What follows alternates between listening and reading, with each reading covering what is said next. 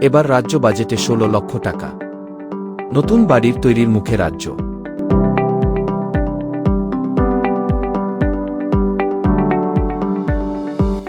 Hello friends, আমি মিঠুন আর আপনারা দেখছেন আমার ইউটিউব চ্যানেল মিঠুন ইন্টারনেট।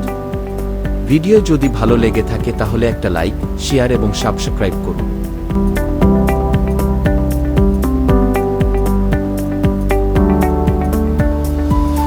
আজ পশ্চিমবঙ্গের বাজেট পেশ করলেন অর্থমন্ত্রী চন্দ্রিমা ভট্টাচার্য।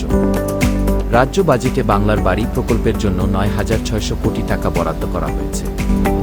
এই প্রকল্পের আওতায় ১৬ লক্ষ নতুন বাড়ি নির্মাণের পরিকল্পনা নিয়েছেন রাজ্য সরকার। কেন্দ্রীয় আবাস যোজনার অর্থ বরাদ্দ নিয়ে দীর্ঘদিন ধরে অভিযোগ মমতা বন্দ্যোপাধ্যায়ের সরকারের, এখনও পুরো অর্থ মেলেনি বলে অভিযোগ তাদের। তাই রাজ্য নিজস্ব উদ্যোগে বাংলার বাড়ি প্রকল্প শুরু করেন। প্রথম পর্যায়ে ১২ লক্ষ পরিবার এই সুবিধা পেয়েছিল বলে জানান, যেখানে প্রতিটি পরিবারকে প্রথম কিস্তিতে ৬০,০০০ টাকা সহায়তা দেওয়া হয়।